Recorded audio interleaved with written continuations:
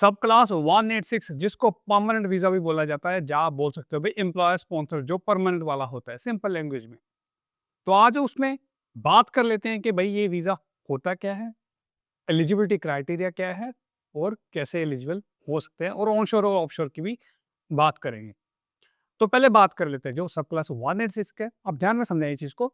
आप दो तरीके से डाल सकते हो इसको, या तो डायरेक्टली या फिर 482 के थ्रू।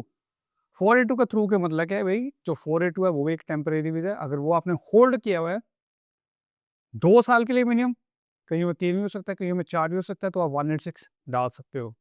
और जो 3-4 की बात है ये स्ट्रीम टू स्ट्रीम मैटर करते हैं, मैं आगे बताऊंगा। तो 186 और नॉर्मल स्ट्रीम्स की बात करें, उसकी 3 स्ट्रीम्स होती है बेसिकली। एक तो 480 के थ्रू, एक डायरेक्टली, और तीसरा होता है लेबर एग्रीमेंट। तो नॉर्मल जो 482 के थ्रू आप डालते हो उसमें 2 साल काम करना पड़ता है 482 के ऊपर। जो 186 डायरेक्ट डालना उसके लिए कोई रिक्वायरमेंट नहीं, as long as you have the experience. अब बात आती है लेबर एग्रीमेंट में। तो लेबर एग्रीमेंट में क्या होता है, कई बार आपको 482 2 साल के लिए चाहिए होता है, कई बार 3 के लिए 4, और डिपेंड करता है कौन से लेबर एग्रीमेंट के थ्रू जा रहे हो या कौन से डाम माइले के थ्रू जा रहे हो, तो वो वेरी करेगा उस चीज़ को लेकर। पर प्रीटी मच रिक्वायरमेंट सेम ही रहती है। क्वालिफिकेशन हो, एक्सपीरियंस हो, इंग्लिश हो, हेल्थ एंड कैरेक्टर रिक्वायरमेंट्स। और क्वालिफिकेशन नहीं भी है कई ऑक्यूपेशंस के लिए, तो वहाँ पे जो एक्सपीरियंस है उसको सब्स्टिट्यूट कर देता है।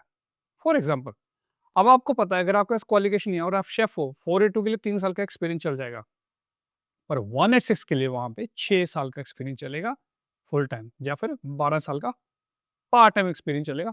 वही वो जो डामा की बात हम कर लेते हैं, जब लेबर एग्रीमेंट की बात कर लेते हैं, तो लेबर एग्रीमेंट डिपेंड करता है क्या रिक्वायरमेंट्स और कौन सी ऑक्यूपेशन की है। अब लोग लेबर एग्रीमेंट यूज़ क्यों करते हैं? पहली बात ये कर लेता है, वो इसलिए करते हैं भाई कंसेशन उनको लेने होते हैं, या तो इंग्लिश को लेके, या सैलरी को लेके, या एज को लेके, क्योंकि आपको पता है लेबर एग्रीमेंट के थ्रू आप पीआर ले सकते हो अप टू 55 ईयर्स और 60 ईयर्स ओल्ड। डिपेंड करता है आप कौन से लेबर एग्रीमेंट के थ्रू जा रहे हो, डामा के थ्रू जा रहे हो, इंडस्ट्री स्पेसिफाइड जा रहे हो, कंपनी स्पेसिफाइड जा रहे हो, और उसके बाद लोकेशन भी मैटर करती है। तो ये चीज़ें बात हुई। और जो बेसिक रिक्वायरमेंट जो मैंने पहले बताया वो सेम ही रह जाती है।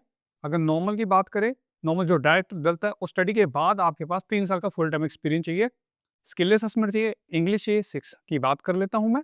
अनलेस की एग्जाम्पशन नहीं अप्लाई होती तो आप 186 डाल सकते हो अगर आपके पास एम्प्लॉयर है। तो इसका प्रोसेस क्या होता है? प्रोसेस होता है भाई नॉमिनेशन डालना और वीज़ा डालना। तो ये सिंपल फंडा है। 482 का भी सेम है। जो 482 के थ्रू आप जा रहे हो 186, कहने का मतलब ये है, या फिर आप लिबर एग्रीमेंट के थ्रू 186 डालना चाह रहे हो।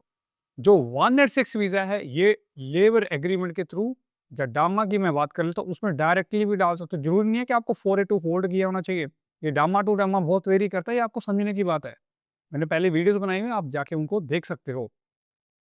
आई होप इससे ये चीज़ का आपको आइडिया लगेगा कि स्ट्रीम्स कौन सी होती हैं, एलिजिबिलिटी क्राइटेरिया क्या है, या क्या-क्या चीज़ों का ध्यान रखना है।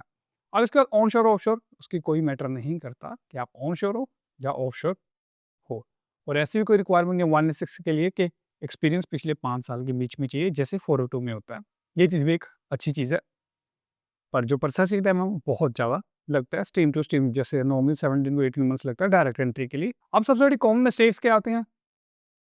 आधों को एलिजिबिलिटी क्राइटेरिया नहीं पता, आधे स्किल असेसमेंट में फँस जाते हैं, आधे इंग्लिश में फँस जाते हैं, आधे सैलरी पे फँस जाते हैं, जिसको अमज़र बोला जाता है।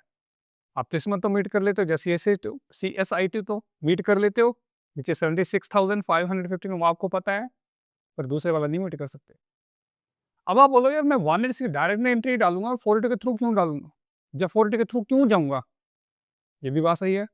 आपको पता है जो CSL लिस्ट है वो 186 डायरेक्ट एंट्री के ऊपर लागू होते हैं। अगर उसके अलावा उसमें ऑक्यूपेशन नहीं है तो you have to go through 482 pathway. ये चीज़ आपने ध्यान में रखनी है। आई होप इस वीडियो से आपको आइडिया हो गया होगा। और फिर भी कोई दिक जानकारी है, आप हमारी पैरामेटा, सिडनी की या फिर मेलबर्न की ब्रांचेस को विजिट कर सकते हो। Thank you.